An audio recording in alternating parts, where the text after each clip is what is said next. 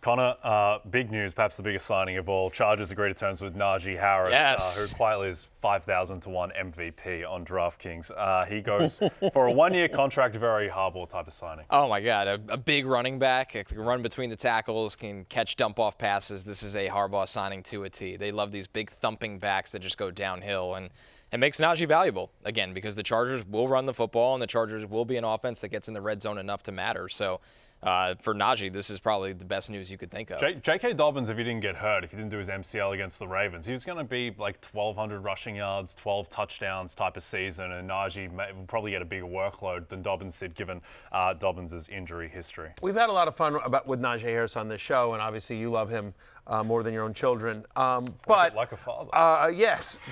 But listen, there are positives to Najee Harris. Among them is, like, the guy never gets hurt. Like, he is he's very, very consistent, and he's somebody that you can sort of run, give a lot of work to. And last year, the Chargers top 12 in terms of running back carries, running back rushing touchdowns. They want to run the ball. The challenge here is that they just don't, at least last year, they don't use the running backs in the passing game at all. Herbert doesn't seem to dump off. Like last year, they were they were 31st in running back target share last year as well. And they also, by the way, they play at a slow pace of play. Like, there's just like less possessions. So this is the best quarterback of Najee Harris's career. And I think he's going to be one of those guys, especially if you go 0 RB. Like, no one's going to be excited to draft Najee Harris, but you're going to look up and he's going to have 1,200 yards and maybe double-digit touchdowns, and he's going to have low-end RB2 production. Yep, I thought he got meaningfully better last year as well. Me too. I thought he looked his best. My prediction for Najee Harris would be is that he has his career high in rushing touchdowns next year. Yep. He had it 2 years ago with 8. I think he gets to 10 this year. Yep. I agree. Lawrence, couple Cowboys-related running back moves. One, the Cowboys themselves, they signed Javonte Williams, formerly of the Broncos, one-year, $3 million contract, and then Rico Dowdle goes out to the Panthers. Do either of these moves move them? As we sit here today, Javonte Williams, he that guy, ain't he?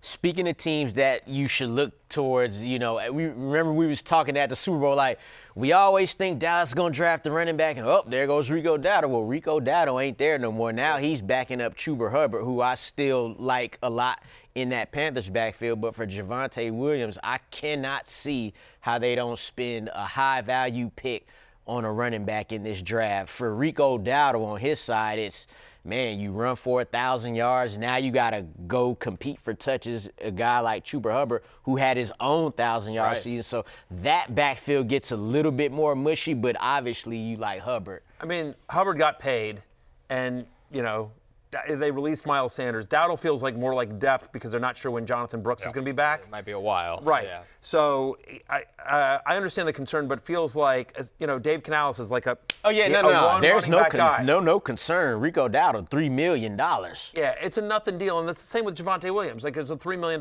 deal. Javonte Williams is depth. I didn't think Javonte Williams looked that great in Denver, so I think they constantly wanted to get away from him. Like, they would try Audric Estime, they would try different running backs, and they're like, McLaughlin, Okay, some other depth running backs who have signed: Samaje Perine to the Bengals, Elijah Mitchell to the Kansas City Chiefs. We have A.J. Dillon to be part of the tush push in Philadelphia.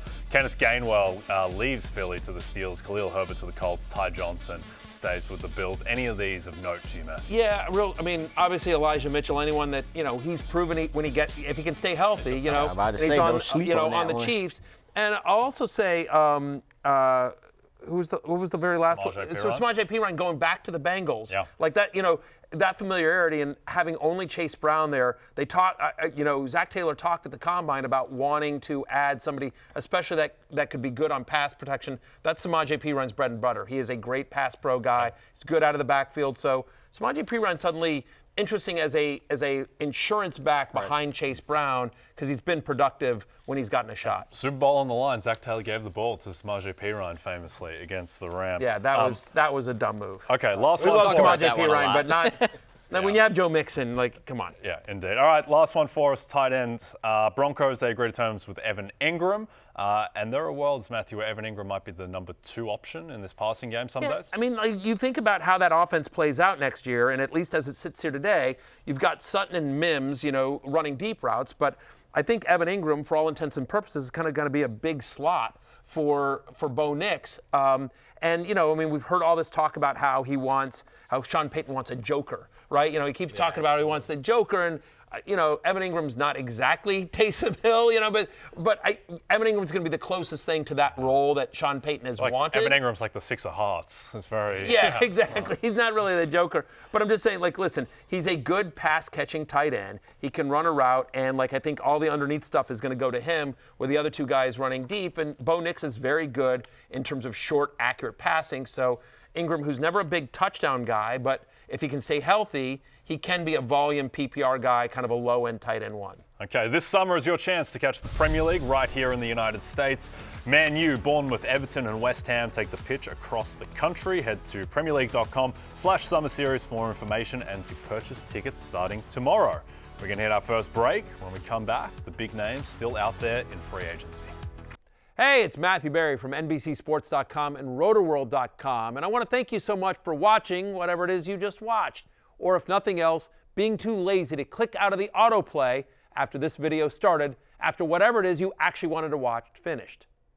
But now that you're here, I'd like to take a moment here to ask you respectfully now, okay? I'm asking you respectfully to subscribe to the NFL on NBC YouTube channel.